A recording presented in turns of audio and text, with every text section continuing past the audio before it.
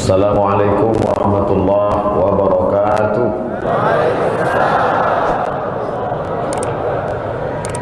Alhamdulillah wassalatu wassalamu ala Rasulillah wa ala alihi wa sahbihi wa man tabi'ahu wa mawala.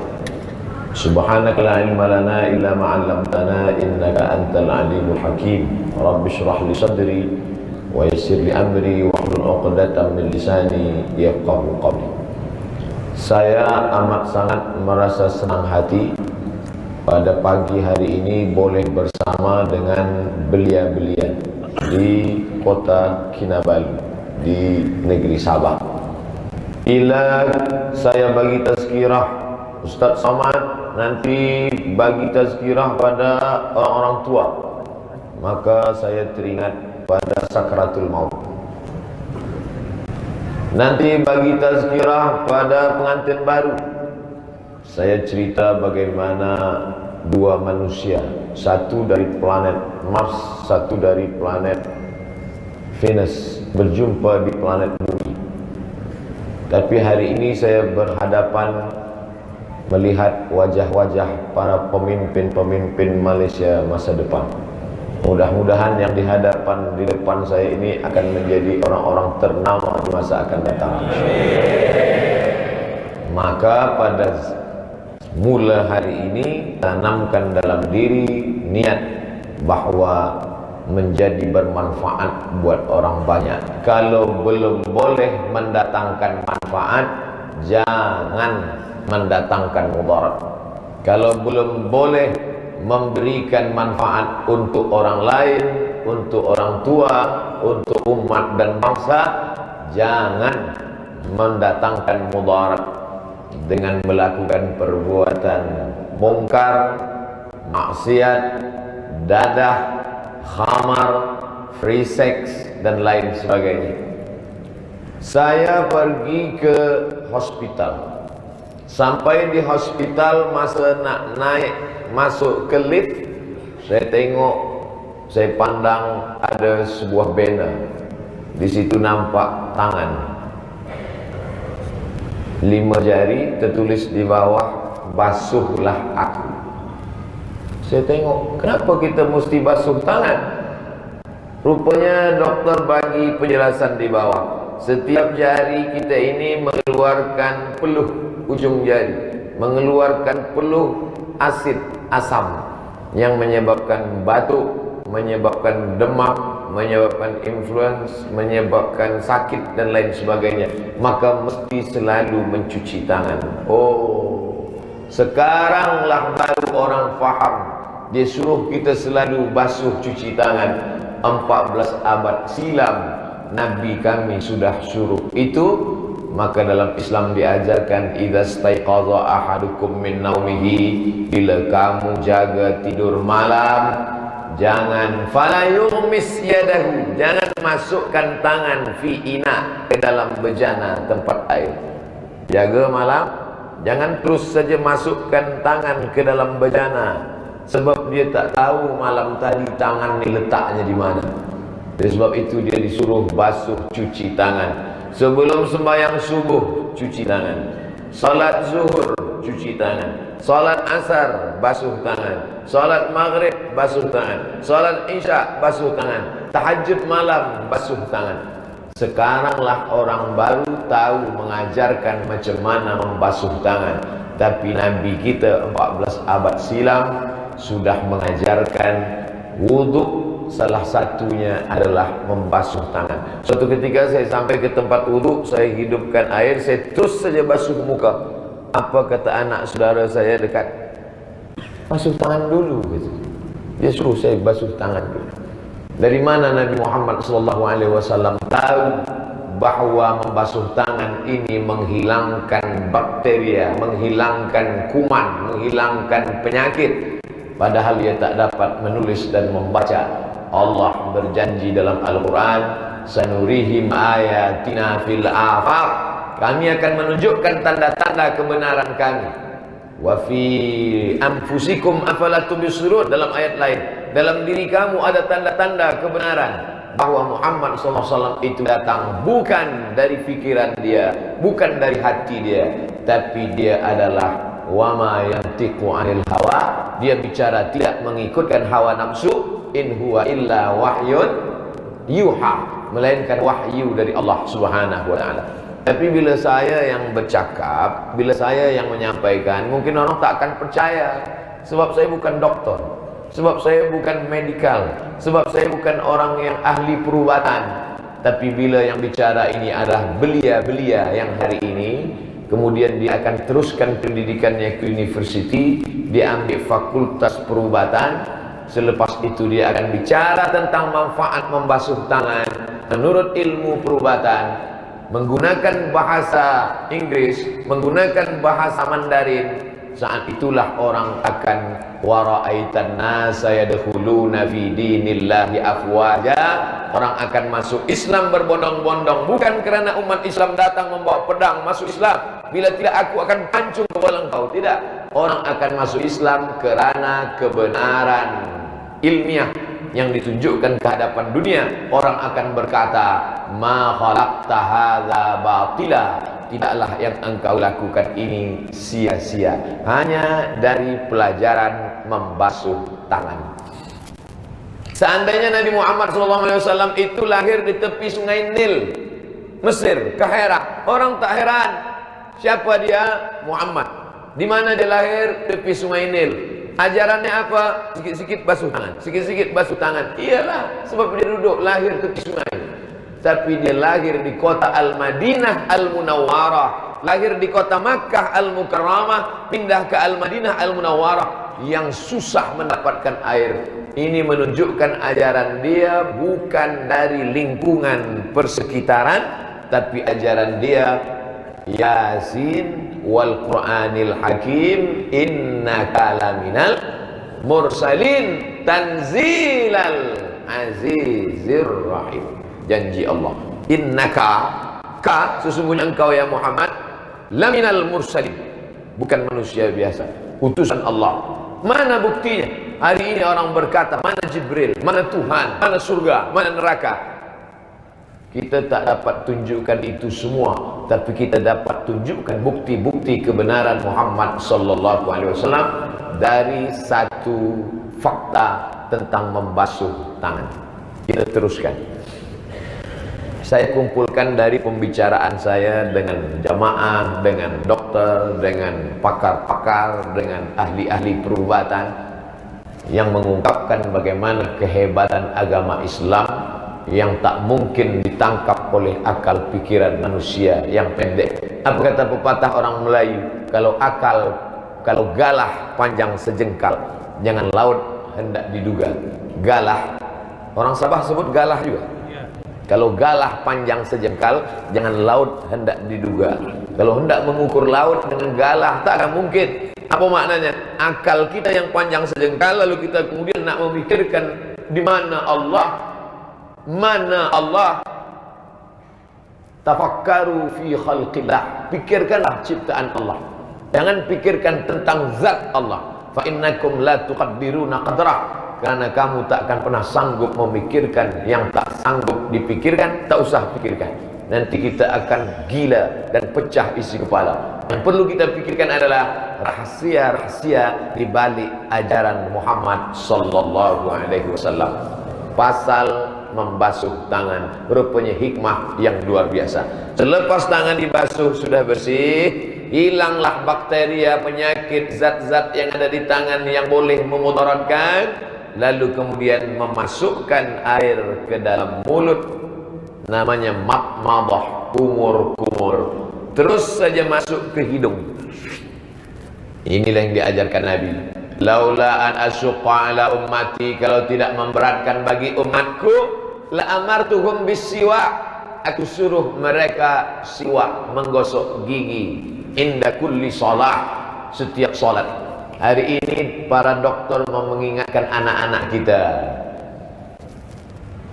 gosok gigi lepas makan, bangun tidur pagi, lepas sarapan pagi, lepas lunch, lepas dinner, nak tidur malam. Tapi ternyata ajaran orang modern belum seberapa, mungkin 3-4 kali. Tapi dulu 14 abad yang lalu, Nabi kami yang tak mengenal modern seperti saat ini sudah mengajarkan lebih banyak daripada nasihat para dokter di zaman modern. Apa kata dia? Laula an asyqa ala ummati, kalau tidak memberatkan bagi umatku la amartuhum bisiwak, aku suruh mereka menggosok, membersihkan gigi inda kulli shalah, setiap hendak salat. Makanya kadang jangan heran bila kita lihat ada imam meletakkan siwak di tepi poket kantung dia. Luruskan saf, luruskan saf. Dia pun gosok gigi. Itu kan dia buat-buat. Itu sunnah Nabi Muhammad SAW. Dan Nabi sebelum meninggal dunia pada hari Isnin, Nabi lahir hari Isnin, Nabi hijrah dari kota Makkah hari Isnin, Nabi sampai di Quba hari Isnin, Nabi meninggal dunia hari Isnin, Nabi puasa sunat hari Isnin. Mudah mengenang Nabi Muhammad SAW. Dan manakala Nabi hendak meninggal dunia, Aisyah meminta kepada saudaranya membawakan siwak, dan siwak itu dihaluskan Aisyah ujungnya, diberikan kepada Nabi karena Nabi suka kepada siwak. Man akala basalan, siapa yang makan bawang merah, au sauman bawang putih, falyatazil masjidana, jangan dekat-dekat masjid kami. Selepas makan bawang merah, bawang putih masuk ke masjid, Nabi larang, tak boleh. Bersihkan dulu mulut, sebab malaikat terganggu. Li'annal malaikata tata'adza, malaikat terganggu dengan bau yang keluar dari mulut. Dekat sembahyang dengan orang sebelah, awalnya dia ingat Allah, lama-lama ingat bawang. Sebab mau mulut kita. Innal malaikata, malaikat tata'adza, malaikat terganggu. Makanya Nabi tatayyub, mensunnahkan menggunakan minyak wangi, wangi-wangian, harum-haruman. Bahkan di majlis para habaib, tazkirah dimulai, hiduplah asap, hidup asap bukhur, diambil dari kayu gaharu yang menyalakan api, lepas itu asap harum semerbak. Oh, asap. Rupanya di atas dipasang alat, bila ada asap dia terus keluar air. Nauzubillah. Apa maknanya? Bahwa suka pada wangi-wangian mulut. Lalu kemudian hari ini orang berkata tentang sakit gigi, tentang bau mulut, tentang macam-macam. Maka mengapa yang dipakai itu siwak? Ada orang berkata Nabi pakai siwak sebab di ujungnya ada macam sabut. Bila alasannya kerana sabut, tentu pakai hijau, tentu pakai rotan. Kenapa pakai siwak? Setelah diadakan research, hari ini dibuktikan ternyata di dalam kayu siwak ditemukan berbagai macam, lebih dari 100 kandungan yang menghilangkan sakit gigi, ulat gigi, bau mulut, panas dalam, segala macam. Oleh sebab itu, ini semua bukti-bukti kebenaran Nabi Muhammad SAW. Kalaulah umat ini sibuk memikirkan manfaat gosok gigi, kalaulah umat ini menggunakan akalnya untuk memikirkan apa kandungan dalam kayu siwak, maka tak perlu umat ini berkelahi masalah kunut subuh, masalah bismillah jahar sir, masalah khilafiyah Hanafi Maliki Hambali Syafi'i yang dulu sudah ratusan tahun menyebabkan umat ini terpecah belah. Ini sampai tak nak bertegur sapa dengan ini. Sebab apa? Masalah kenduri arwah sampai apa tak sampai. Ini masalah lama. Bagi yang meyakini sampai, buat. Bagi yang meyakini tak sampai, tak usah buat. Jangan salahkan orang lain. Nanti yang tak percaya, kita buat. Siapa yang tak percaya bahawa kenduri itu sampai, kita buatkan untuk dia. Bila tak sampai, cepat-cepat bagi tahu.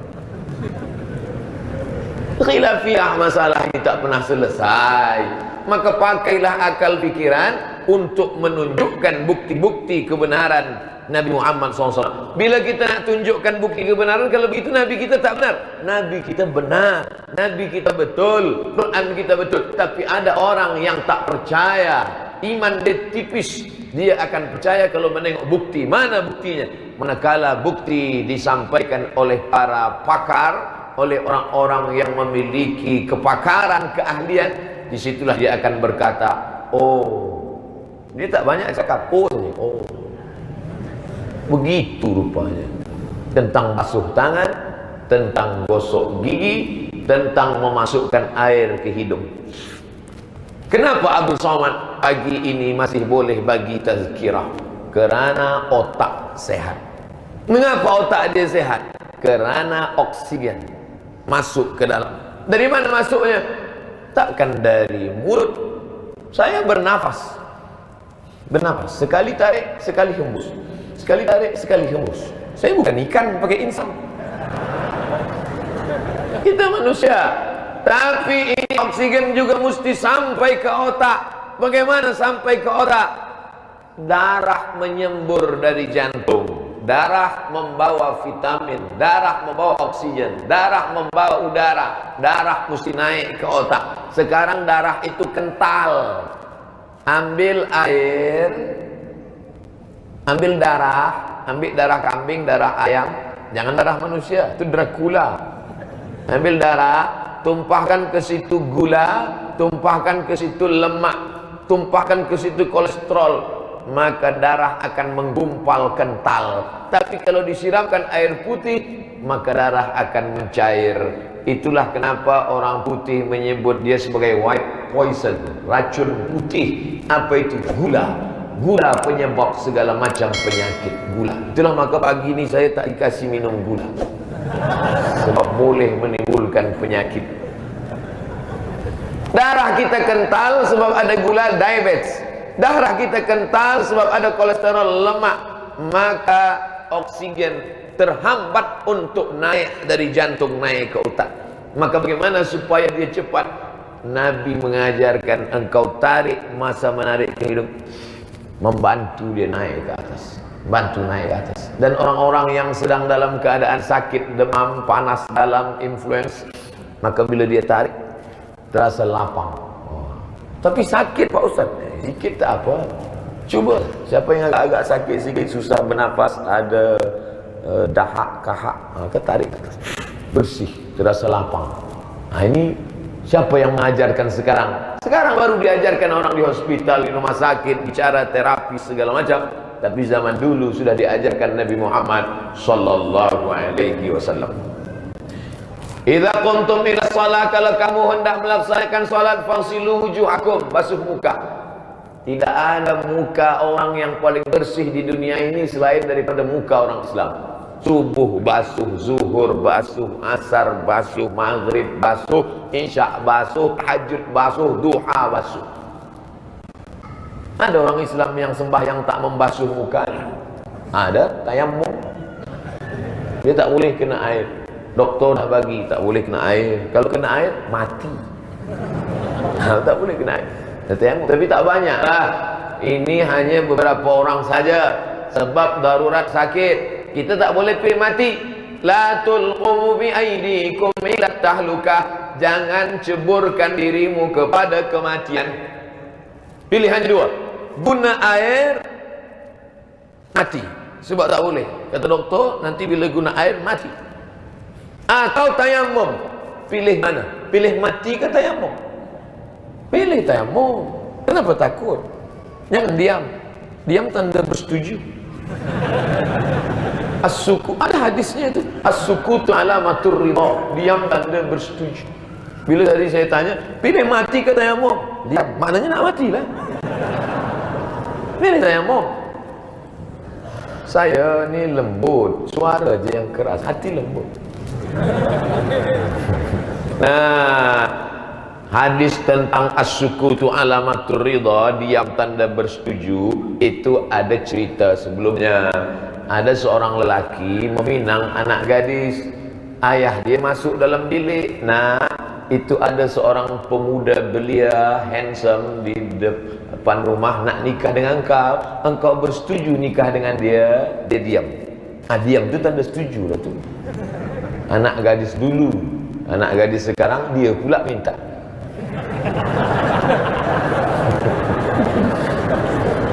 Nah, kenapa kita berbelok pasal nikah pula? Kita teruskan. Kita baru cerita wuduk lagi. Kita baru wuduk. Budak-budak umur 18 tahun dah nak nikah pula. Kita cerita wuduk lagi. Wuduk dulu, lepas tu tayammum, lepas tu solat, lepas itu buka puasa, baru akad nikah.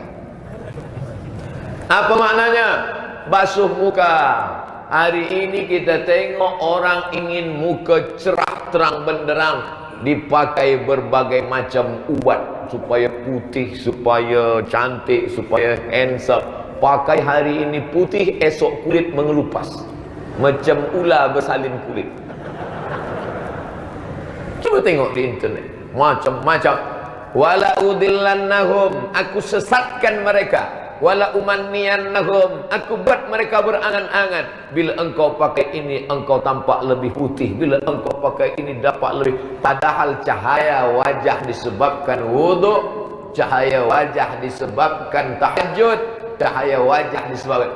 Sementara orang itu dia saja yang merasa dia lebih putih, lebih handsome, lebih cantik. Dia sahaja bermain dengan perasaan dia. Orang lain biasa-biasa saja. Aku rasa aku tampak lebih handsome lah, lebih putih lah. Engkau saja, kami tak ada pun tengok engkau macam tu. Biasa saja. Orang sedang dipermainkan oleh syaitan. Oleh sebab itu, maka bila ada seorang perempuan, dia tengok, awak nampaknya bercahaya lah wajah awak sekarang ni. Macam mana? Saya banyak wudu. Jadi banyak wudu. Kau sangka aku ni tayamum ke?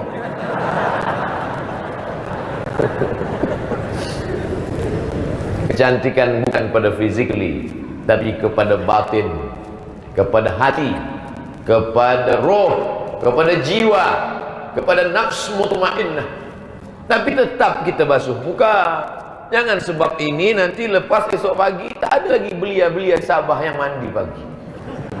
Cikgu tanya, awak tadi tak basuh muka? Kecantikan di dalam hati. Islam ni mengajarkan ada zahir, ada batin. Cuba tengok doa bercermin, menengok wajah muka dia cermin. Allahumma kama hassanta khalqi fahassin khuluqi. Sebagaimana telah engkau elokkan zahirku, maka elokkan pula lah batinku. Tapi physically penting dan perlu. Jangan sampai tak memperhatikan fizik kita, wajah kita. Dalam Islam diajarkan membasuh muka. Idza qumtum ila salati fa'silu wujuhakum. Yang dinamakan wajah, sejengkal ke kanan, sejengkal ke kiri, sejengkal ke atas, sejengkal ke bawah. Inilah wajah yang dikenali dengan wajah Abdus Somad. Dan tak ada wajah macam ini di tempat lain. Maka manakala saya masuk ke Kuala Lumpur, KLIA 2, apa yang pertama kali dipandang oleh custom? Wajah. Dia tengok, cuba hadap kamera, buka mask awak. Saya pakai mask, saya buka. Ustaz Somad dia. Nak ke mana Ustaz? Nak ke Sabah. Berapa hari? Ada 4 hari. Di mana-mana saja. Oh, tak ingat saya mana-mana. Lepas tu dia ambil, bagi jari. Sebab ini yang tak ada pada orang lain. Bentuk kaki saya, mungkin ada kaki orang lain.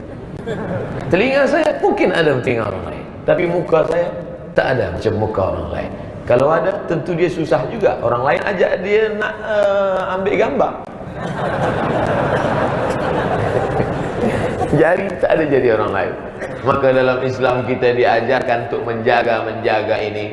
Idza qumtum ila salati fasilu wujuhakum, basuh muka, wa aydiyakum ilal marafiq, basuhlah tangan, ilal marafiq, sampai siku. Orang Sabah sebut siku juga. Mana tahu namanya tak siku. Basuh sampai siku. Datanglah seorang doktor, spesialis operation bedah. Ustaz Somad, ya jamaah, doktor, Mr. Doktor, ada apa?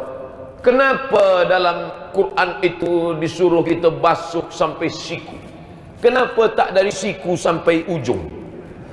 Dalam hati saya, berat nih. Bila kita ditanya orang dan kita tak tahu jawaban, caranya kita marah. Jangan tanya-tanya, sudah begitu dari Allah. Banyak tanya, masuk neraka. Awak ni macam Bani Israel lah. Apa tanya-tanya? Allah suruh sampai siku, buat sampai siku, jangan sampai ketiak. Ustaz Somad, kami doktor-doktor bila nak buat operation, kami pun basuh tangan juga. Oh, jadi doktor-doktor bila nak buat operation basuh tangan? Ya, kami basuh tangan, dan kami basuh tangan dari ujung ke bawah. Kami hidupkan air, kami basuh tangan ke bawah. Macam dalam Quran. Iya. Kenapa tak ke bawah? Nasib baik doktor tu tak balas saya. Sebab dia segan. Cuba kalau dia balas balik. Kenapa doktor-doktor nak operation basuh tangan ke bawah tak ke sini? Jangan tanya-tanya, kata dia.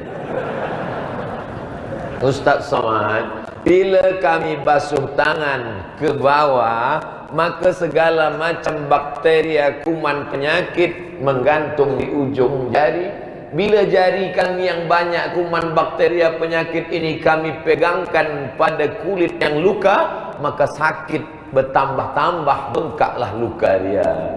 Maka kami basuh ke bawah supaya air turun ke bawah, yang ujung ni bersih. Subhanallah, Masya Allah. Saya terkagum-kagum, tapi saya tak nampak kan, saya pura-pura. Dalam hati saya, hebat juga doktor. Masya Allah, tabarakallah. Hari ini orang membasuh tangan sebelum nak bedah, nak belah, nak operation orang, maka dia bersihkan dulu, mengikut supaya tangan ini bersih sesuci-suci orang Islam. Jadi bila kami hidupkan air, lepas tu dari siku, wuduk kami sah apa tak sah? Sah. Kita tak bicara sah tak sah. Sah. Hidupkan air, lepas tu dari siku ke bawah, sah. Tapi dalam Quran tak cakap begitu. Wa aidiyakum ilal marafiq, ujung tangan sampai siku. Bila dia buat dari siku sampai ke ujung, sah. Jangankan siku sampai ke ujung, pergi dia ke tepi pantai di Kinabalu, apa? Nawaitu raf'al hadasil asghari listibahati salati fardu alaillahi ta'ala. Masuk dia, sah. Masuk ke swimming pool, kolam tempat berenang, lalu kemudian masuk, lepas tu naik dia ke atas, sah tak wuduknya? Sah. Kata siapa? Mazhab Syafi'i tak sah. Mazhab Syafi'i ada tartib: muka, tangan, kepala, telinga, kaki, tartib. Arti tartib itu apa? Berurutan. Muka dulu, tangan dulu, kepala dulu, telinga dulu, kaki. Awak masuk ke swimming pool boleh ke macam tu? Boleh melupat muka dulu, lepas tu belah tangan. Boleh. Mazhab Syafi'i batal. Bila ada belia-belia balik daripada sini, masuk dia, nawaitu raf'al hadasil asghari listibahati salati, nawaitul wudu lillahi ta'ala. Masuk ke dalam. Batal. Tapi mazhab Hanafi sah. Kerana kata mazhab Hanafi, wa dalam ayat itu laisa litartib, bukan untuk berurut-urutan. Idza qumtum ila salati faghsilu wujuhakum wa aydiyakum ilal marafiq wa sahwu bi ru'usikum wa arjulakum ilal ka'bain. Wa dalam ayat itu bukan untuk berturutan, kata mazhab Hanafi. Saya datang bukan nak rosakkan mazhab Syafi'i di Kinabalu. Jangan nanti lepas ni balik semua report pada MUIS, Majlis Ulama Islam Sabah, Ustaz Somad jangan lagi jemput hadir di Kinabalu, sebab dia buat kami wuduk semua nak masuk ke laut. Saya cerita tentang mazhab, bahawa cara ni banyak, tapi sampai hari ini saya tetap pakai wuduk mazhab Syafi'i. Nak dia basuh ke bawah sah, nak dari siku ke ujung jari sah. Tapi kita kaji tentang hikmah, mengapa ternyata ada rahsia-rahsia yang ditunjukkan oleh Allah Ta'ala kepada orang hari ini, dan yang mengungkapkan itu bukan alim ulama, tapi orang-orang berilmu. Betul kata Allah dalam Al-Quran, innama yakhshallaha min ibadihil ulama. Yang takut kepada Allah adalah orang yang berilmu. Ada ilmu tafsir, ada ilmu fiqh, ada ilmu hadis, ada ilmu akidah. Itu membuat takut. Tapi ada ilmu lain yang juga membuat takut. Ilmu perubatan, ilmu perundang-undangan, ilmu macam-macam ilmu. Inna fi khalqis samawati, dalam langit wal ardi. Ini dia ayat. Inna fi khalqis samawati wal ardi wa ikhtilafil laili wan nahar la ayatin li ulil albab. Sesungguhnya dalam penciptaan langit, berpikir tentang langit, datang ilmu yang disebut dengan astronomi. Wal ardi, penciptaan bumi, geologi. Waqtilafil laili wan nahar, perputaran silih berganti siang dan malam. La ayat, itu ayat. Selama ini kita tahu ayat kursi, ayat Al-Fatihah, ayat surat Al-Baqarah, Al-Imran, An-Nisa, Al-Maidah, Al-An'am, Al-Anfal. Tapi ada ayat lain, bukan yang tersurat, tapi ayat yang tersirat. Maka nanti bila nampak belia-belia di sawah memandang langit, awak tengok apa? Aku sedang membaca ayat-ayat Allah. Inna fi khalqis samawati wal ardi wa ikhtilafil laili wan nahar la ayat. Itu semua ayat-ayat li ulil albab, bagi orang yang berfikir. Siapa itu? Alladzina yadhkuruna Allah, orang yang berzikir mengingat Allah qiyaman, waktu tegak, wa qu'udan, waktu duduk, wa ala junubihim, waktu berbaring pun dia berfikir mengingat Allah Subhanahu wa taala. Kenapa ayat ini yang dipilih di atas masjid yang cantik dan indah ini? Tanyalah pengurusi masjid. Nanti lepas ni tanya, Assalamualaikum pengurusi masjid, kenapa ayat ni dipilih? Kata pengurusi, saya pun baru tadi. Masya Allah, tabarakallah. Selepas membasuh tangan, fangsilu, idza kuntum ila salati fasilu wujuhakum wa aydiyakum ilal marafiq wamsahu. Coba tengok, kalau muka faghsilu, kalau tangan faghsilu, tapi kepala wamsahu. Beza. Kalau muka faghsilu, basuh. Kalau tangan faghsilu, basuh. Tapi kepala bukan faghsilu, wamsahu, sapu. Jangan nanti kepala nak basuh juga, hidupkan air. Kepala bukan basuh, sapu. Wamsahu biru'usikum, sapu kepala kamu. Tak ada ayat menyebut sapu rambut kamu, yang ada sapu kepala kamu. Cuba kalau turun ayatnya sapulah rambut kamu, bayangkan orang yang gondol, macam mana dia? Tak sah sembahyang dia. Tapi Allah Maha Adil, kata Allah, sapulah kepala kamu. Maka siapa yang menyapu rambutnya, dia sudah menyapu kepalanya. Tapi yang menyapu kepala belum tentu menyapu rambut. Sapulah kepala kamu. Tak, kata Allah, sapulah rambut kamu. Ini anak-anak belia, pemuda-pemuda dari Kinabalu Sabah, dia dah handsome, dia dah sikat rambut, baru ingat belum ambil sembahyang. Macam mana ni? Takkan rosak rambut yang dah elok ni. Dia ambil air sikit aja. Ambil sikit air, dah. Sah ke tak sah? Kata siapa? Mazhab Syafi'i sah. Mazhab Syafi'i sikit aja sah. Tapi mazhab Maliki tak. Mazhab Maliki semua mesti kena. Maka mazhab Maliki basahkan semua tangan. Mazhab Maliki itu kalau sapu rambut, basahkan semua tangan. Setelah basahkan semua tangan, sapu dari hadapan, ke belakang, baru ke muka, sapu ke telinga. Tapi mazhab Syafi'i tak. Mazhab Syafi'i sikit aja cukup. Saya masa sampai di Maghribi, di Maroko, pergilah saya ke pasar nak beli ikan, beli sayur, beli makanan. Terdengar suara azan zuhur. Hayya 'alas salat.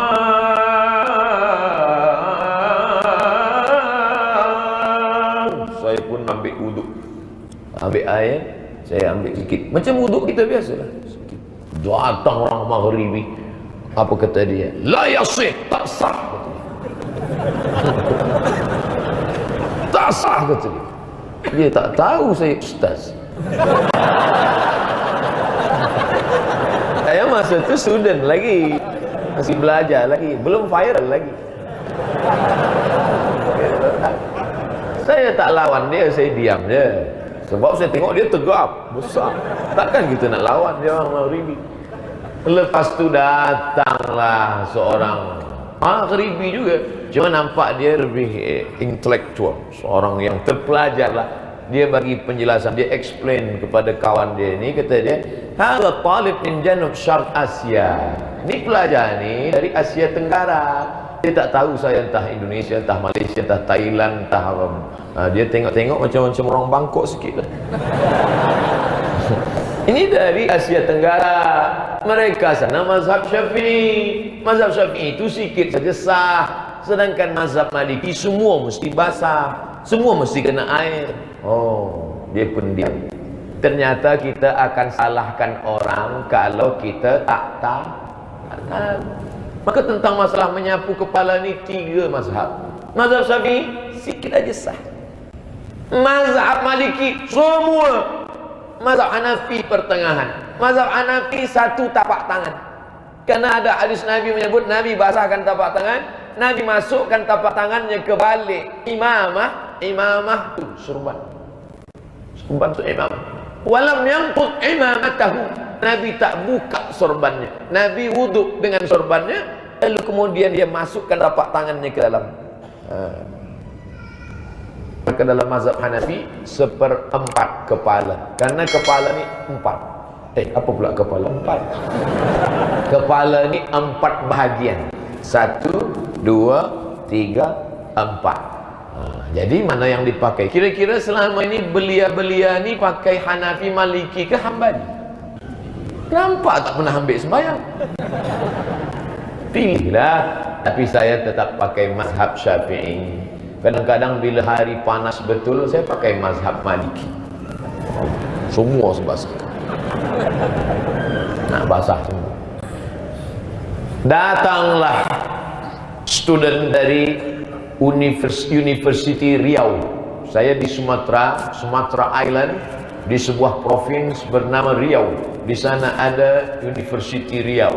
Assalamualaikum. Waalaikumsalam. Betul ke ini Ustaz Abdul Somad? Betul. Boleh bagi tazkirah di universiti kami? Boleh. Apa tajuknya? Otak. Tajuk otak. Awak salah lah. Mungkin somad yang lain. Ada somad spesialis otak. Ini Ustaz, kami nak ada seminar. Nanti yang akan bicara masalah otak ini adalah doktor, ahli perubatan, dia spesialis bidang otak. Ustaz nanti jelaskan saja dalam ayat-ayat Al-Quran. Oh, saya jelaskanlah tentang bagaimana jantung, otak. Dan doktor menjelaskan, rupanya ayat yang berkenaan dengan ini, kita semua hafaz ayat itu. Nasiyatin kazibatin khati'ah. Nasiyatin orang kampung saya sebut ubun-ubun. Orang Sabah sebut apa? Ubun-ubun juga. Kalau nampak budak kecil, rambut dia belum tumbuh, nampak bergerak di sini. Bergerak. Itu tanda budak itu hidup. Kalau mati dia off. Tak, ubun-ubun. Rupanya otak kita ni 4. Otak depan, otak belakang, otak kanan, otak kiri. Jangan ambil gambar. Nanti bila ambil gambar saya macam ni, masuk internet, semua orang komen, artis mana ni? Kata.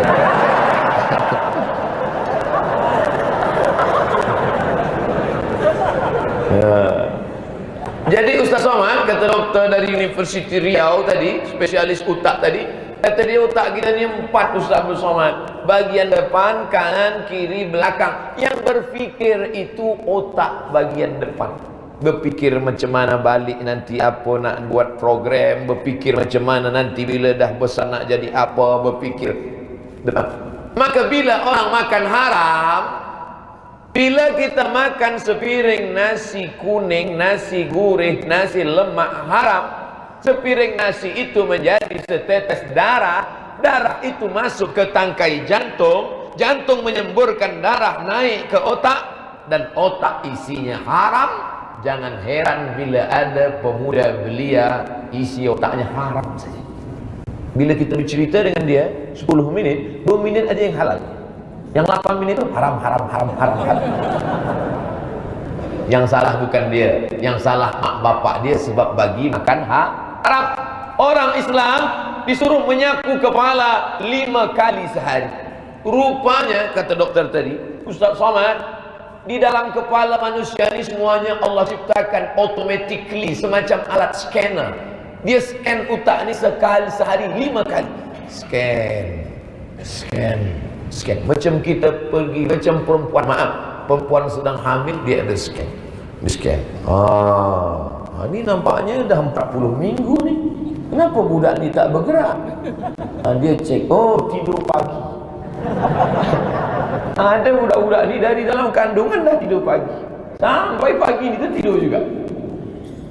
Ada manusia ini yang diuji Allah Subhanahu Wa Taala ketika dalam kandungan sudah ditampakkan ada yang cacat, ada yang tak sempurna. Kalau di barat, orang Europe, orang Amerika, bila dia tengok ini cacat tak sempurna, kata dia gugurkan, sebab tak ada guna dia hidup. Nanti kalau hidup dia hanya menyusahkan orang tua dia saja. Dan ini terjadi pada seorang anak. Kata doktor tengok dia, tak ada guna budak ni hidup, kita bunuh je lah. Kata mak dia tak sampai, jangan doktor, kita gugurkan dia, aborsi. Jangan, biarkan dia besar. Nanti anak kamu cacat, tak apa, biarlah dia besar, aku akan jaga dia. Dijaga anak itu sampai besar, dan hari ini menjadi anak penghafal Al-Quran. Beberapa bulan lepas saya dimaklumkan, dibagi tahu, anak ni dulu Ustaz, kata doktor nak gugurkan. Anak tu lahir dan hafaz Al-Quran. Doktor yang kata ini cacat sampai sekarang tak hafal-hafalkan. Doktor jangan sakit hati, sebab tadi dia kan saya bagi kelebihan, sekarang kekurangan sikit. Itulah kalau ilmu lebih tapi zikir kurang. Orang kalau terlampau banyak fikir, kurang zikir, itulah jadi fikir, zikir kurang. Makanya dibuat di sini, wa yatafakkaruna fi khalqis samawati wal ard. Zikir dan fikir. Hatinya berzikir, otaknya berfikir. Diamnya fikir, geraknya zikir. Kalau dia bergerak, zikir. Kalau diam, fikir. Makanya kalau ada kawan sebelah diam dari tadi, itu fikir. Dia fikir, di mana akan siang ni. Sebab itu maka seimbang antara zikir dan fikir. Maka Allah bagi ada alat scanner otomatik di kepala. Islam pun pula zahirnya nampak bersih kepala. Betul dalam hadis Sunan Ibni Majah. Awak dapat ni dari mana? Quran. Selepas Quran apa? Sahih Bukhari. Di bawah Sahih Bukhari apa? Sahih Muslim. Di bawah Sahih Muslim apa? Sunan Abi Daud. Lepas itu apa? Sunan Nasa'i. Lepas itu Sunan Tirmizi. Lepas itu Sunan Ibni Majah. Ahlu Sunnah wal Jamaah memakai hadis 6 kitab, namanya kutub sittah. Wahid, Isnin, Selasa, Arba'ah, Khamsah, Sittah. Cara menghafaznya mudah. 2 sahih, 4 sunan. 2 sahih, 4 sunan. 2 sahih, Sahih Bukhari, Sahih Muslim. 4 sunan, awal Abu, ujung Ibnu. Awal Abu, ujung Ibnu. Abu Dawud, Ibnu Majah, Nasa'i, Tirmizi. Senang saja hafaz. Sebab bila nak hafaz 6 ini, saya yang pertama ini, cuba ulang balik, tak ingat. Tapi bila cara hafaz macam ni, 2 sahih, 4 sunan. Awal Abu, ujung Ibnu. Sahih Bukhari, Sahih Muslim, Abu Dawud, Ibnu Majah. Jadi metal pula. Nasa'i, Tirmizi. Ini memudahkan kita untuk menghafaz supaya anak-anak kita tahu. Sebab Ahlussunnah wal Jamaah hanya memegang kitab 6. Lebih daripada itu ada Musannaf Ibni Abi Syaibah, ada dia Musnad At-Tayalisi, Musnad Ahmad bin Hanbal, Muwatta Malik bin Anas. Tadi saya mula tazkirah pukul 10 lebih 10. Sekarang udah pukul 11. Cepat betul kalau kita tazkirah di depan belia-belia. Masya Allah. Kadang saya bagi tazkirah terasa lama betul. Lama. Bila tu? Tazkirah buka puasa. Lama. Macam-macam jam tu mati. Hidup. Alhamdulillah terdengar azan. Allahu Akbar, Allahu Akbar. Selesanya hati nak buka puasa. Datang EJK, dah habis. Belum selesai. Itu azan handphone dia. Belum selesai wuduk lagi. Macam mana kita nak habiskan? Tapi tenang, waktu kita 60 minit. Bagi kelanjutannya tinggal buka saja channel Ustaz Abdul Somad Official di YouTube. Jangan lupa subscribe, like and share. Nah, kita teruskan. Itulah maknanya bila kita wuduk itu tak boleh bercerita. Wuduk tak boleh cerita. Manakala air masuk ke mulut, zahirnya bersih mulut, batinnya hilanglah dosa-dosa mulut yang dari tadi menceritakan aib sebulan katanya dia terbulan anak dia. Manakala kita basuh muka, hilanglah dosa biji mata, hilanglah dosa hidung. Manakala kita siram tangan, keluarlah dosa-dosa tangan yang selama ini aniaya, menzalimi orang, memukul orang, menempeleng orang, menyakiti orang. Manakala kita siram air, sapu kepala, keluarlah dosa-dosa isi kepala, otak, isi pikiran yang jahat-jahat sampai keluar dari lubang telinga. Manakala kita siram ke kaki, maka keluarlah dosa-dosa kaki sampai ke celah-celah jari-jari kaki. Seandainya engkau tulus ikhlas, dalam hadis riwayat Ibnu Majah, engkau nampak dosa itu dengan biji matamu. Kenapa kita tak mendengar azab kubur? Kenapa kita tak nampak dosa itu lepas? Karena Allah sayang pada kita. Nabi lalu dengan sahabat di kubur. Kamu dengar azab kubur? Kata Nabi. Tidak. Aku dengar, kata Nabi. Andai kamu dengar azab kubur ini, kamu mati sekarang, kata Nabi. Makanya bila azan berkumandang, Allahu Akbar, Allahu Akbar, apa kata anjing? Oh, kenapa anjing setiap azan berkumandang? Sebab manakala azan dikumandangkan, setan berlari, setan lari ke dalam hutan, pergi ke mall, pergi ke mana-mana. Orang-orang soleh dari mall pergi ke masjid, setan dari jalan-jalan pergi ketakutan semua. Kita tak nampak, tapi budak kecil, anjing nampak, dia nampak, maka dia mau ngomong, oh jadi anjing tu boleh tengok setan? Ya, saya nak tengok juga. Pakailah mata anjing. Dia tukar. Lepas tu tengok takut pula, tutup balik. Nauzubillah. Apa maknanya?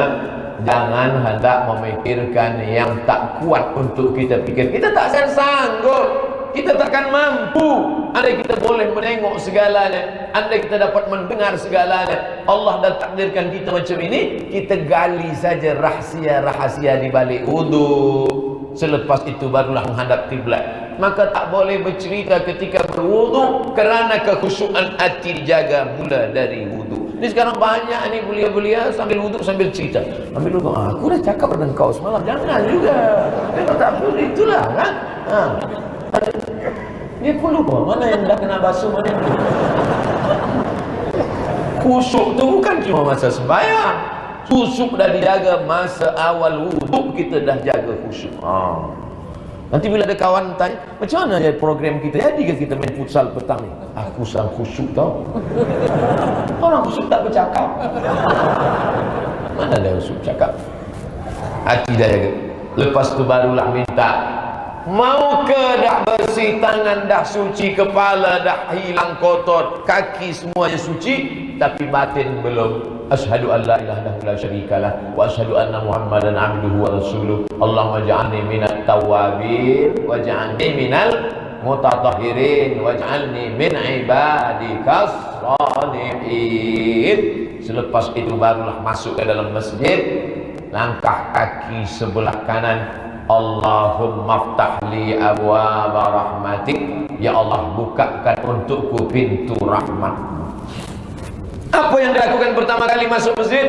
Idza dakhala ahadukumul masjid, kalau kamu masuk masjid, fala yajlis, jangan duduk, hatta yusalli rak'ataini, salat sunat 2 rakaat. Usalli sunnat tahiyatul masjid rak'ataini lillahi ta'ala. Allahu akbar. Kenapa Ustaz tadi tak ada kami tengok tahiyatul masjid? Saya tengok pengerusi suruh saya duduk terus. Sunat. Nanti bila nak sebelum zuhur masuk masjid, tahiyatul masjid. Nabi tak ada sebut dia tahiyatul masjid. Carilah hadis merata-rata kitab, tak ada Nabi sebut tahiyatul masjid. Yang buat nama tahiyatul masjid tu ulama. Nabi hanya suruh, idza dakhala ahadukumul masjid, kalau kamu masuk masjid, fala yajlis, jangan duduk hatta yusalli rak'ataini, salat 2 rakaat. Tapi bila tak ada nama tu, macam mana kita nak jawab bila orang tanya, awak tadi sembahyang apa? Apabila kamu masuk masjid, janganlah duduk ke tempat. Maka kita jawab, awak tadi sembahyang apa? Tahiyatul masjid. Bila kita pernah tahiyatul masjid di masjid negeri Sabah. Begitu cara bila kita tak tahu, cari ada tak cerita Sabah. Ada cerita masjid negeri Sabah. Bila kita dah pernah menempelkan kening ke lantai masjid negeri Sabah, maka lantai yang dulu pernah kita tempelkan kening akan bersaksi di akhirat. Masjid negeri Sabah, Masjid Bandaraya Kinabalu, Masjid di Papar, Masjid Subuh tadi, puncak takwa. Bila ada orang tanya dengan saya, Ustaz Somad kan Ustaz, ya, pernahkah Ustaz sampai kepada puncak takwa? Pernah. Akulah satu-satunya Ustaz di Pulau Sumatera yang pernah sampai kepada puncak takwa. Macam mana caranya Ustaz? Pergilah ke Sabah. Sampai pada puncak takwa. Maka semua masjid-masjid ini akan bersaksi. Nanti budak-budak muda belia ni, dia nak touring dengan bikers Muslim, pakai kereta, pakai motor Harley Davidson syariah, Islamic Harley Davidson. Masya Allah. Lepas tu mereka pun singgah ke masjid. Tuh, kata makcik-makcik, tengok dia bawa budak kecil. Tengok tu, abang-abang engkau, memang mereka bikers, memang mereka pakai motor besar, tapi mereka tetap singgah masjid. Tengok masjid. Mereka sembahyang ke mak? Tak, mereka nak kencing je. Sembahyang lah. Ambil wuduk, masuk ke dalam, berdoa. Sebab apa?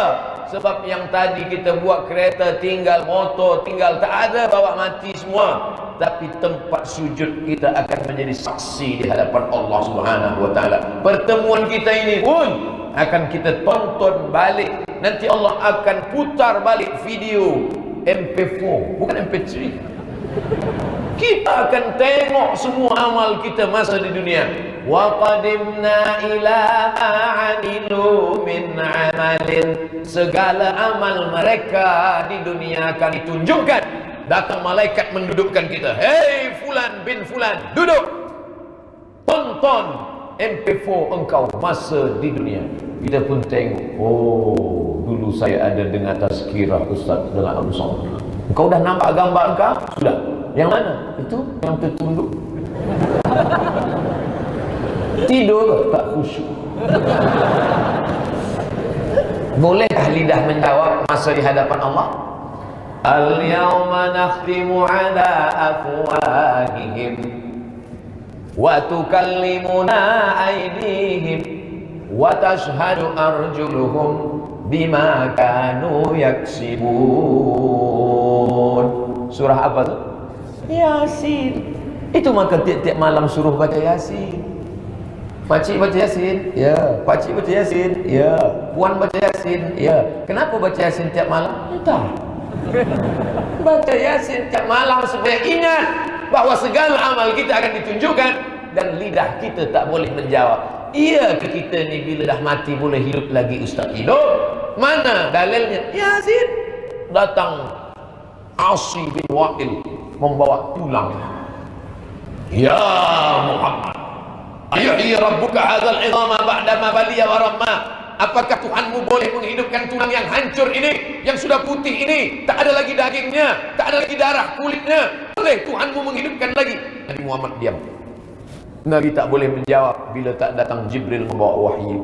Manakala datang Jibril membawa wahyu, Qul, katakanlah. Qul pakai qaf. Qul, katakanlah. Tapi kalau qafnya tak betul, Qul, makanlah. Makanya mengaji. Qul huwallahu ahad. Qul, katakanlah Allah itu ahad, esa, tunggal, tak berbilang. Tapi budak-budak sekarang tak mengaji. Qul huwallahu ahad, makanlah Allah. Rubbatalil Quran wal Quranu yal'anuh. Berapa banyak orang baca Quran dilaknat oleh Quran. Na'udzubillah. Awak kenapa tak baca Quran? Saya takut dilaknat, maka saya diam aja. Oh, lebih kena laknat lagi. Belajar salah-salah sikit tak apa. Macam budak-budak belia driver kereta, salah-salah sikit polis mana ada tangkap dia. Kata polis kita tangkap, tak, dia sedang belajar. Tapi dah lama betul, dah 5 tahun tak pandai-pandai. Oleh sebab itu masa-masa belajar, masa-masa pelajar, Masya Allah, tabarakallah. Ustaz, kenapa mata Ustaz dari tadi memandang? Saya tengok semua budak-budak belia, pelajar-pelajar di Kota Kinabalu ni semangat mendengarkan tazkirah.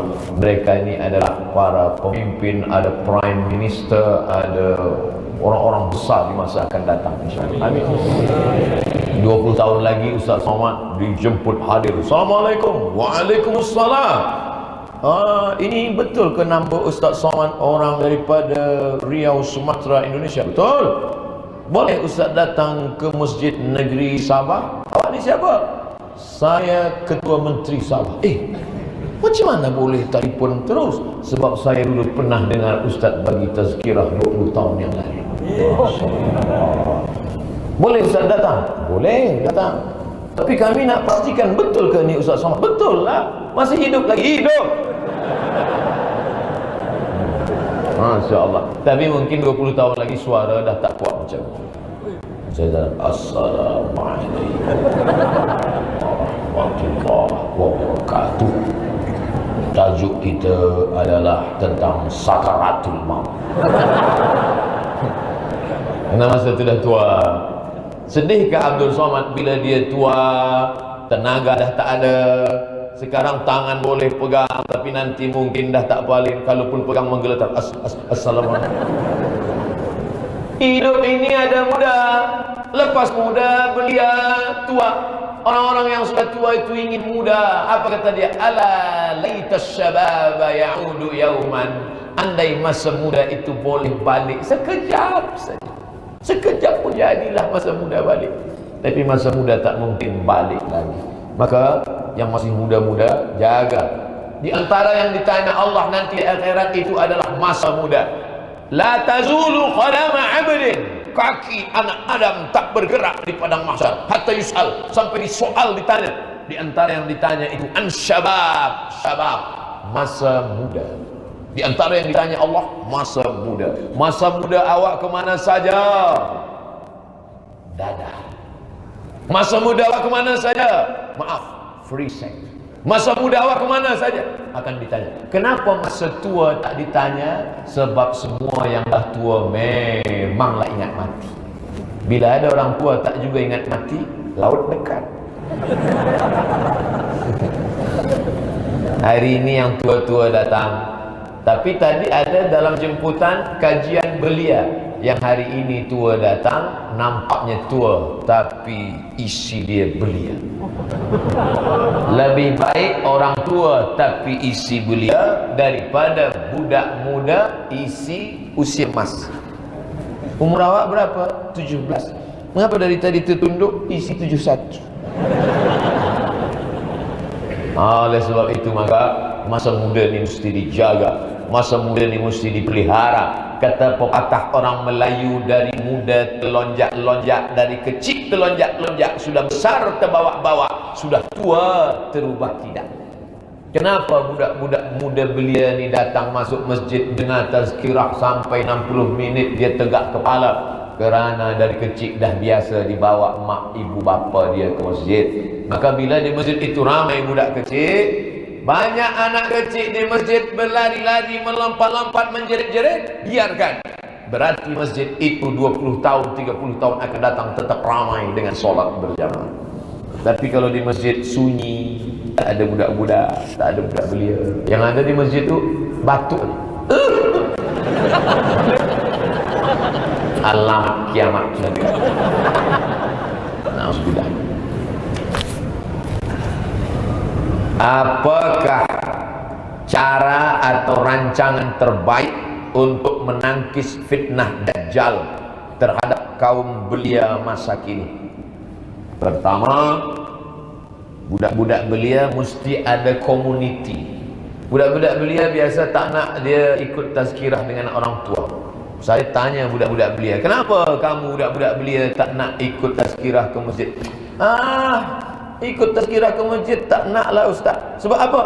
Ustaz bagi tazkirah neraka azab kubur mati, neraka azab kubur mati. Kami ni masih ada masa depan. Oleh sebab itu budak-budak belia ajak dia khas untuk budak-budak muda belia. Saya pun selalu datang, ustaz, kami muda belia, kami nak tazkirah khas dengan ustaz.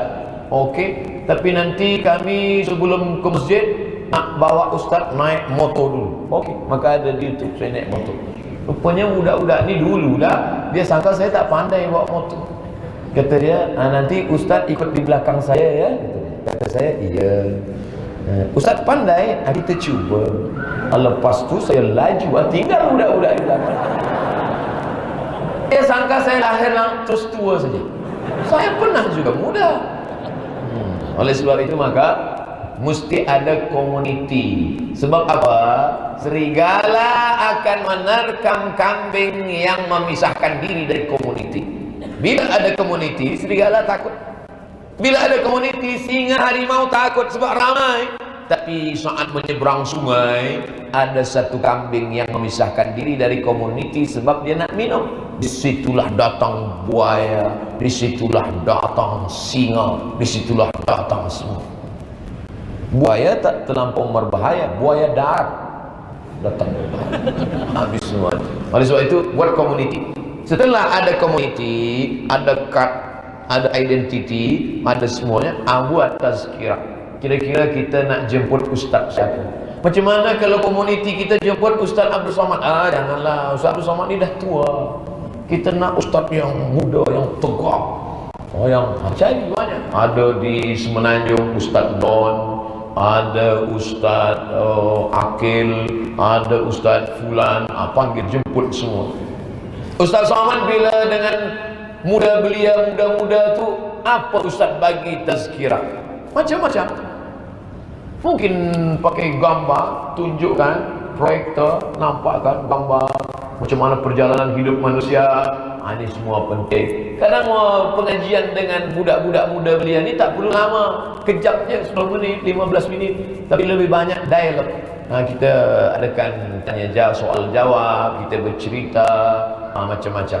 Mungkin di situ ada pula artisnya, ada polis, ada doktor, ada tanya macam mana bahaya dadah, macam mana bahaya virus AIDS, bagaimana cerita. Jadi dibuat satu komuniti khas untuk anak muda. Bagaimana cara mendidik anak agar menjadi anak yang soleh? Pertama, cari emaknya yang solehah. Bagi yang belum nikah, yang udah jaga-jaga aja lah. Sebab apa? Al-madrasatul ula. Ibu adalah sekolah yang pertama. Al-madrasatul ula. Dalam perut dia banyak-banyak baca selawat. Dia datang pada Tok Guru, Tok Guru, mohon maaf saya ini hamil. Apalah boleh saya buat supaya anak saya ini soleh? Kata Tok Guru, banyak-banyaklah baca surat Yusuf. Dia pun baca surat Yusuf. Dia sangka nanti anak ini lahir handsome macam Nabi Yusuf. Lahir hitam. Kata Tok Guru surat Yusuf. Dia komplain, kenapa anak saya ini hitam Tok Guru? Tok Guru senyum, laki awak mana? Tengok ini, sama lah. Beza. Jadi bila tak guru suruh baca surat Yusuf tu bukan fiziklinya macam Nabi Yusuf, tapi iman dia kuat sekuat Nabi Yusuf. Manakala Zulaikha menarik baju dia dari belakang, dia berkata, inni akhafullah, aku takut kepada Allah Subhanahu wa ta'ala. Dari kecil makan, dia kasih makan halal, pagi dia dah selawat, dia berzikir, anak pun tenang di dalam. Ini sekarang macam mana anak-anak tenang pagi-pagi ya masa?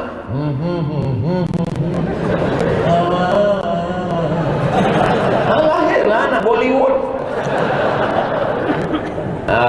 Yang belia-belia, nanti kalian akan menikah, ingin anak-anak soleh-solehah, kalian cari yang pertama adalah al-madrasatul ula. Kalian menikah jangan katakan, sudikah engkau menemani aku hingga akhir hayatku? Bukan begitu. Engkau akan bertanya, engkau akan menjadi ibu untuk anak-anak. Oh, awak dah ada anak ke? Bukan itu maksudnya. Engkau akan menemani aku menjaga anak-anakku sampai mati memisahkan kita. Begitu. Sebab dalam Islam perempuan itu bukan hanya seks, tapi dia akan menjadi pendidik, membesarkan, memelihara, menjaga sampai minal mahdi ilal lahdi, sampai ke yang lahat. Man ala thalatha banatin, siapa yang membesarkan 3 anak perempuan, fa'addahunna, didik dengan baik, masukkan ke Islamic school. Di sana dia belajar akidah, belajar fiqh, belajar akhlak. Wazawwajahunna, nikahkan dengan orang baik-baik. Sekolah dia dah baik, universiti dia baik, kerja dia baik, dapat laki tak baik. Dulu hijab dia panjang, mata dia nunduk, dapat laki tak betul. Dulu dia balik rumah dia cium tangan, ayah sihat, mak sihat. Sekarang bila dah nikah balik, ayah sihat. Sebab apa? Dapat laki fang. Na'udzubillah. Oleh sebab itu maka ini mesti kita jaga. Didik dengan baik, nikahkan dengan orang baik-baik, wa ahsana ilaihinna, buat baik sampai mati. Tuan tak boleh berkata, itu memang anak saya, tapi dia dah ada laki, bukan urusan saya. Sampai mati. Bila laki dia tak betul, panggil laki dia, sini, saya terima awak dulu sebab saya tengok awak orang bertakwa. Dari mana ayah tahu saya takwa? Baju awak tertulis takwa. Tapi rupanya awak hanya topeng belaka. Perbaiki akhlak, mulut tak pernah berhenti bercakap mengarahkan, sampailah mati malaikat maut dalam. Maka soleh, doa jangan pernah berhenti. Rabbi habli minas salihin, Rabbi habli minas salihin. Lepas itu diberikan makanan yang halal, masukkan ke sekolah Islamic school. Selepas itu pula nasihat tak pernah putus, sampai akhirnya dalam keadaan husnul khatimah. Ramai pemuda dan pemudi lebih mementingkan handphone mereka daripada orang tua. Apa hukum melihat kepada mereka yang dianggap derhaka kepada orang tua? Bila dia dah tak ada, barulah kamu akan merasa dunia ni hampa. Sekarang dia masih ada lagi. Balik ke rumah dia ada, balik ke rumah dia ada, balik ke rumah dia ada. Esok balik ke rumah dia dah tak ada. Barulah terasa menyesal, menangis. Tapi penyesalan tak lagi bermakna. Maka bila hari ini dia masih ada, cium tangan dia, bawakan makanan kesukaan dia, apa yang dia suka ikutkan. Diam. Dengan orang tua, mak, ayah satu saja, diam. Apa kata dia? Diam. Yang kedua, diam. Yang ketiga, diam lagi. Jangan lawan. Kalau belum boleh membahagiakan dia, jangan susahkan dia. Ini kadang banyak mak bapak orang tua, bila dah tengok nama dia di handphone, ni susah, troublemaker, tukang buat masalah saja. Oleh sebab itu ada satu dosa. Kalau dibuat di dunia kita dapat balasannya, di akhirat mendapat. Bila ada orang guna dadah, mungkin di dunia senang, akhirat baru susah. Bila ada orang buat zina di dunia senang, mungkin di akhirat baru susah. Tapi ada satu dosa, bila kita buat di dunia kita dapat, di akhirat dapat sekali lagi. Apa dia? Derhaka pada orang tua. Oleh sebab itu yang hari ini menderhaka, balik dari sini, cium tangannya, peluk tubuh emak ayah, minta maaf, minta ampun, akan datang, jangan dibuat ulang balik. Ridha Allah fi ridhal walidain, ridha Allah pada ridha orang tua, wa sukhutullah fi sukhutil walidain, murka marah Allah pun ada pada murka marah ibu dan bapa. Nabi menyebut, bukan saya.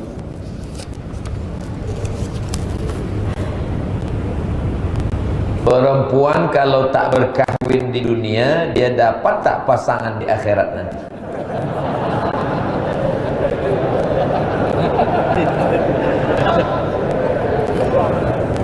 A'dadtu li'ibadiyas salihin, aku sediakan untuk hamba-hambaku yang saleh dan salihah, mala a'yunun ra'at, nikmat yang belum pernah dipandang mata, wala udhunun sami'at, belum pernah didengar telinga, wala khatara ala qalbi bashar, belum pernah terlintas di hati manusia. Maka perempuan-perempuan yang tak menikah di dunia, jangan khawatir, Allah sudah siapkan suami yang belum pernah ditengok mata, belum pernah didengar telinga, pejamkan mata macam mana handsome-nya, belum pernah terlintas terpikir di hati manusia. Tapi jangan gara-gara sebab cakap saya ni lalu tak menikah. Nikahlah. Mungkin jodohnya sedang ada di tengah jalan, belum singgah aja lagi. Kata orang, berjumpa membuat kita berjodoh atau kerana jodoh kita berjumpa? Kerana jodoh kita berjumpa. Kalau tak jodoh takkan jumpa. Oleh sebab itu maka jangan khawatir tentang jodoh. Kata orang tua-tua, kalau jodoh takkan ke mana. Ada pepatah macam tu di Sabah. Kalau jodoh takkan ke mana. Sudah ditetapkan Allah. Ini air ni jodoh saya. Kerana jodoh juga rezeki. Ini memang milik saya, takdir saya, jodoh saya. Tapi mesti ada usaha. Ini jodohnya saya. Tapi kalau saya tak ada usaha melekatkan tangan, mendekatkan ke mulut, mana dia mungkin? Kan ada imam kita, ada ustaz kita, datanglah. Assalamualaikum ustaz. Ya, saya ni dah lama belum lagi punya anak. Berapa umur? 40 tahun. Kenapa tak ada anak? Belum nikah. Oh, mestilah nikah. Ustaz, ada tak jamaah-jamaah lagi? Oh, ada, saya jumpakan. Jumpa dengan walinya sesuai menikah. Siapa nanti bagi tazkiyah pernikahan? Ustaz Abdul Somad datang, insya-Allah. Pernikahan beramai-ramai, 100 pasangan di Sabah. Semuanya terlambat nikah. Siapa yang tak bahagia? Kita sudah menemukan ada lelaki soleh di ujung, ada perempuan solehah di ujung. Mereka tak jumpa sebab ramai orang. Maka kita pertemukan orang baik dengan orang baik ini. Jumpa. Datang pula anak lajang, Ustaz Somad, ya, saya ni pemalu Ustaz. Jangankan nak berkenalan, menengok perempuan berkeluh dingin. Ustaz, ada tak jamaah yang baik-baik, yang sifatnya cantik, pandai, kaya, taat, ayah dia dah tua nak mati, harta pula melimpah. Kalau ada macam tu, kenapa saya bagi ke awak? Man talaba akhan bila aibin baqiya bila afin. Siapa mencari perempuan yang sempurna, seumur hidup takkan berbini. Man talaba akhan bila aibin baqiya bila afin. Siapa yang mencari lelaki yang sempurna, seumur hidup takkan berlaki. Menikah adalah menutupi segala kekurangan. Sebelum menikah memang yang dia tengok lebih tinggi, lebih cantik, lebih putih, lebih handsome, lebih. Tapi manakala selepas akad nikah, kurang cantik, kurang tinggi, kurang putih, kurang. Hijau rumput di rumah, lebih hijau rumput jiran tetangga. Oleh sebab itu maka insya-Allah bila ada komuniti ini ada ustaznya, ada murabbinya, dia perkenalkan sesuai, maka mereka pun akan dipertemukan. Ini adalah amalan-amalan yang baik-baik. Jangan takut yang belum menikah. Apa nasihat Al-Fadhil Ustaz kepada anak-anak muda tentang bab siasat politik dalam suatu negara demokrasi? Politik ni haram. Pemuda-pemuda jangan ikut politik. Yang penting kita solat, puasa, zakat, haji, umrah. Solat, puasa, zakat, haji, umrah. Akhirnya politik diambil orang lain. Maka pemuda-pemuda mesti ikut politik. Mesti ada paham politik. Awak belajar di mana? Fakulti politik. Bagus. Sebab dia nanti akan menggantikan orang-orang yang hari ini sudah tua, mereka meninggal dunia, maka bangkitlah pemuda-pemuda. Mereka akan menjadi menteri, mereka akan menjadi prime minister, mereka akan menjadi, tapi dalam hati mereka iman yang kuat. Seandainya doamu makbul, tapi doamu itu cuma satu sahaja, jangan minta suami yang saleh, karena tak mungkin berbagi dengan orang lain. Puan yang punya suami soleh, mau tak berbagi dengan orang lain? Ini kata mau. Saya nak bagi tahu je pada tuan-tuan bahawa tuan soleh, tapi mereka tak nak. Tapi mintalah pemimpin yang adil. Kalau sudah dapat pemimpin yang adil, satu negeri akan mendapatkan rahmat dan barakahnya. Makanya saya sekarang sedang berhadapan dengan bakal-bakal pemimpin-pemimpin politik masa depan yang akan menjadikan Malaysia tetap baldatun thayyibatun barakun ghafur. Jangan tinggalkan politik. Ada satu kitab khas, kitab politik dalam Islam, namanya Al-Ahkam As-Sultaniyah. Al-Ahkam, hukum hakam, As-Sultaniyah, kesultanan, kekuatan politik. Ditulis oleh Al-Imam Al-Mawardi, meninggal tahun 450 Hijrah. Kitab ini umurnya 1000 tahun. Makanya dalam kitab fiqh salat, fiqh puasa, fiqh haji, fiqh jual beli, fiqh siyasah, fiqh politik. Islam mengatur masalah politik. Bila ada orang mengatakan tak ada politik dalam Islam, sesungguhnya dia sama dengan mengatakan gajah tak punya belalai. Kalau gajah tak punya belalai, dia bukan namanya gajah. Apa namanya? Lembu. Bagaimana cara membalas kebaikan orang tua kita yang sudah meninggal dunia? Datanglah saat menjumpai baginda Nabi Muhammad sallallahu alaihi wasallam. Ya Rasulullah, ummi matat, ummi mak saya matat, meninggal dunia. Afa atasaddaqu anha, kalau aku bersedekah, apakah sedekahnya sampai pada almarhumah Allah yarhamha? Kata Nabi, tasaddaq, bersedekahlah, sedekah kau sampai. Ayu sadaqatu afdal, apa sedekah yang paling afdal? Saqil ma, bagi air minum. Yang paling afdal bagi air minum. Apa kata Sa'ad? Ahfiru bi'ran, kalau begitu aku balik nak menggali perigi. Dia tak berfikir panjang. Nabi kata pahala engkau sampai pada mak engkau, dia balik terus saja menggali perigi. Ahfiru bi'ran, aku gali, pahalanya mengalir. Maka saya sembahyang di beberapa masjid di Semenanjung, saya tengok ada tinggi box. Tinggi box, bila kita ambil satu air, keluar yang baru, ambil lagi, keluar baru. Begitulah amal jariah mengalir. Oleh sebab itu, bila ada mak ayah meninggal dunia, wakafkan ni tempat air, ini tempat air minum, ini untuk menolong fakir miskin, ini anak yatim, belikan makanan, belikan pakaian. Itu akan sampai kepada bakti orang tua yang sudah meninggal, ibu bapa kita. Apa pandangan Ustaz mengenai mimpi, terutamanya mimpi soal keluarga Rasulullah SAW? Maknanya mimpi terbagi 3. Pertama, mimpi dari setan. Bila malam datang mimpi takut dari setan, maka baca ta'awuz, menghembus ke sebelah kiri dengan sedikit air liur. Nafatha, 2 huruf ini keluar air liur. Fa, yang fusu, maknanya dengan sedikit air liur. Tapi pernah saya baca buku, bacalah ta'awuz, a'udzubillah dengan meludah. Tak ada meludah. Nanti yang meludah, dia ludah sebelah kiri tu, sedikit air liur. A'udzu bikalimatillahi tammati min kulli syaitani wa hammati wa min kulli ainin lammah. Bismillahilladzi la yadurru ma'a ismihi syai'un fil ardi wa la fis sama'. A'udzu billahi minasyaitonir rajim. Tidur balik. Kalau mimpi dari setan. Yang kedua, mimpi dari malaikat. namanya ilham. Kalau kepada Nabi namanya mukjizat. Nabi Ibrahim pun mimpi.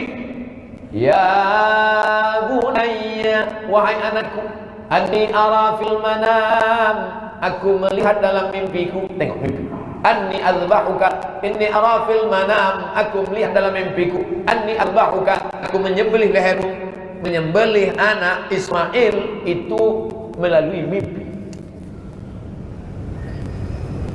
Mimpi dari malaikat ilham. Mimpi jumpa Nabi ilham. Man ra'ani fil manami faqad ra'ani. Siapa yang mimpi melihat aku dalam mimpinya, maka sungguh dia melihat aku. Fa inna syaitana la yatamatsalu bi, kerana setan tak boleh menyerupai aku. Ustaz Abdul Somad, ya, malam tadi saya mimpi jumpa Nabi Muhammad. Oh, macam mana bentuknya? Saya tengok misai dia putih, janggut dia putih, rambut dia putih. Itu drunken master. Sebab Nabi Muhammad janggut dan rambutnya tak lebih daripada 20 helai yang putih, yang lain hitam. Makanya berilmu, baca Syama'il Muhammadiyah, Asy-Syama'il Al-Muhammadiyah. Macam mana rambut Nabi, macam mana wajah Nabi, macam mana janggut Nabi. Bukan sembarang saja. Oleh sebab itu maka ini penting berilmu, mengkaji-kaji. Selepas mimpi melihat Nabi ini, apakah semakin beramal, beribadah, istiqomah, atau menjadi tukang cerita kemana-mana? Aku jumpa Nabi, supaya orang kagum, supaya merasa hebat, supaya itu namanya hubbul jah, hubbus syuhrah, suka populariti, hanya ingin menaikkan diri di hadapan manusia. Na'udzubillah, jangan sampai kita kena macam itu. Bila jumpa mimpi yang baik-baik, simpan baik-baik, membangkitkan semangat, menambah istiqamah. Pertama, mimpi dari setan, na'udzubillah. Kedua, mimpi dari malaikat, berarti ilham dari Allah, dibawa oleh malaikat. Yang ketiga, adghasu ahlam, bunga-bunga tidur. Orang kalau siang dia berpikir-pikir sampai ke malam terbawa-bawa, maka jangan tuan memikirkan artis di waktu siang, nanti terbawa di waktu malam. Puan tu pula dah siap pisang. Oleh sebab itu maka sebelum tidur berdoa kepada Allah, Bismika Allahumma ahya wa amut, baca ayat kursi, Subhanallah 33, Alhamdulillah 33, Allahu Akbar 33, serahkan diri pada Allah. Andai aku mati malam ni ya Allah, mati dalam keadaan husnul khatimah. Baik lagi kalau berwudu, solat witir sebelum tidur. Tapi kalau dia nak witirnya nanti malam putus selepas tahajud, baik. Tapi kalau dia witir sebelum tidur, malam nanti tahajud saja, tak usah witir lagi. La witrani fi lailatin, tak boleh witir 2 kali dalam semalam. Bolehkah sembahyang orang yang bertato? Tato tak menghalangi wudu. Yang ada tato di tangan, di kaki, di kening, ada tato di sini, dia buat ni hitam sikit, dia nak macam artis-artis.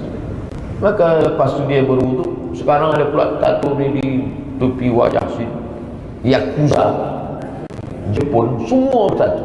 Yang tak bertato biji mata je, lain daripada itu. Maka tak apa. Ustaz, imam kami bertato lah.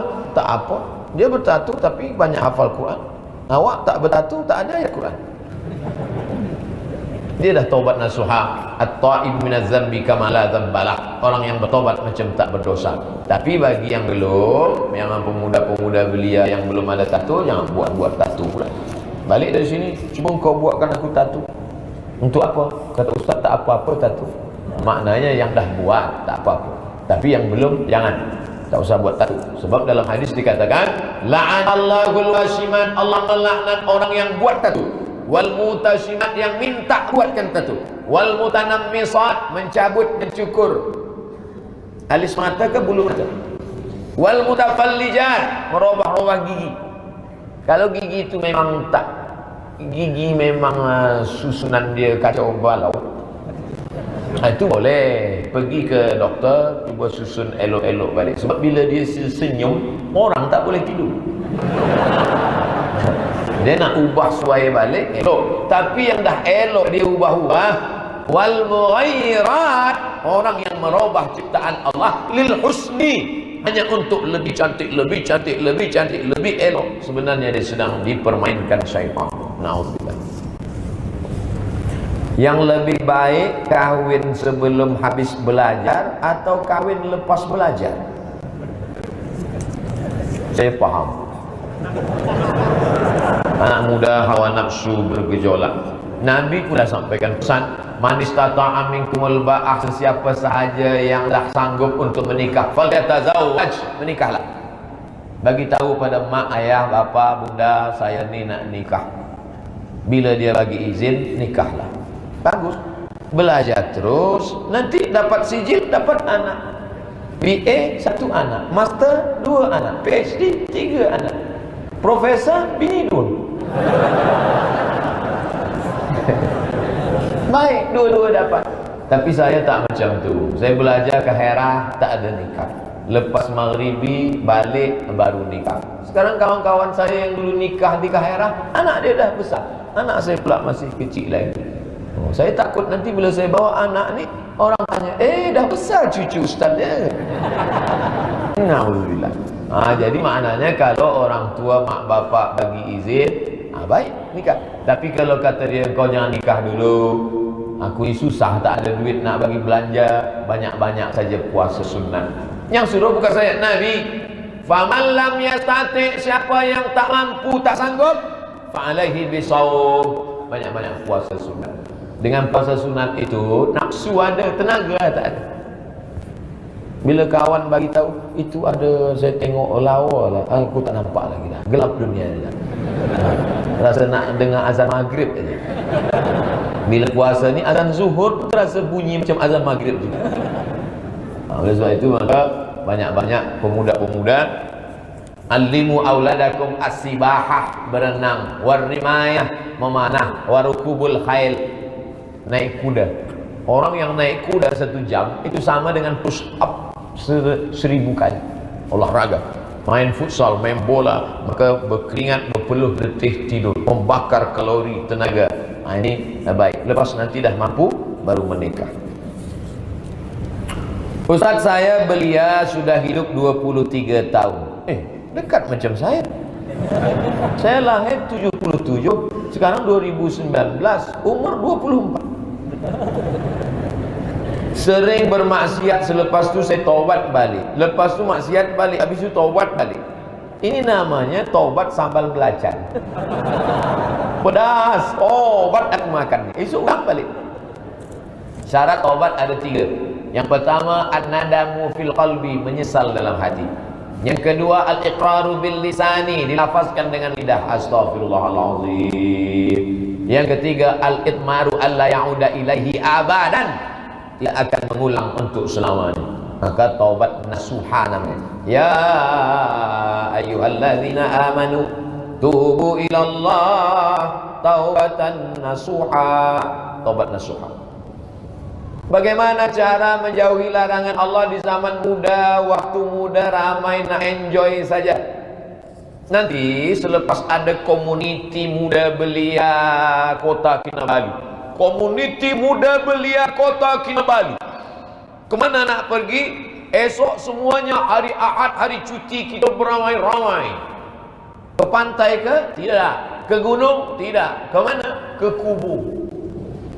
Menengok orang masuk ke liang lahat, masuk ke dalam, hidung ditempelkan ke dinding tanah. Orang kalau mati, jasad tu miring ke kiblat, kepala di sini, kaki di sini, jasad miring supaya menghadap ke kiblat. Masuk ke bawah supaya nak terasa bagaimana. Saya berjumpa dengan orang, badan dia tegak, bertatu, telinga, lubang sumbang telinga dia hampir nak sebesar lubang hidung. Saya ni orang jahat berusaha. Dalam hati saya nampak tanda-tandanya. Tapi kemudian saya bertaubat, Ustaz. Macam mana cerita tuan taubat? Masa tu mak saya meninggal dunia, saya tegak di tepi kubur. Masa saya tegak tu macam ada orang tolak dari belakang, jatuh saya ke dalam. Waktu jatuh tu terasa sejuk dari kaki. Selepas naik ke atas tuba, saya pun rasa nak ingat mati saja, Ustaz. Jadi menengok kubur, itulah maknanya wa kafa bil mauti wa'iza, cukuplah kematian sebagai nasihat. Kadang nasihat tazkirah tak masuk ke telinga. tak masuk ke telinga.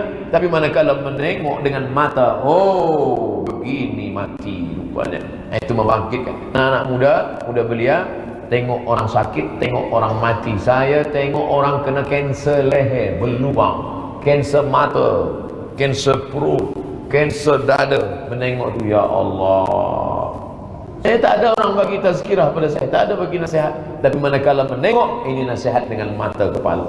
Lepas dari sini, muda-muda belia pergi hospital semua, tengok orang sakit. Bila security tanya, awak nak apa? Nak tengok orang sakit. Siapa? Semua yang sakit saya nak tengok. Itulah tazkirah kita pada pagi ini. Mudah-mudahan mendatangkan manfaat. Mari kita sama berdoa kepada Allah, semoga Allah jaga belia-belia kita dari segala maksiat. Ala hadhihi niyyah al-Fatihah. A'udzu billahi minasy syaithanir rajim. Bismillahir rahmanir rahim. Alhamdulillahi rabbil alamin. Ar-rahmanir rahim. Maliki yaumiddin. Iyyaka na'budu wa iyyaka nasta'in. Ihdinas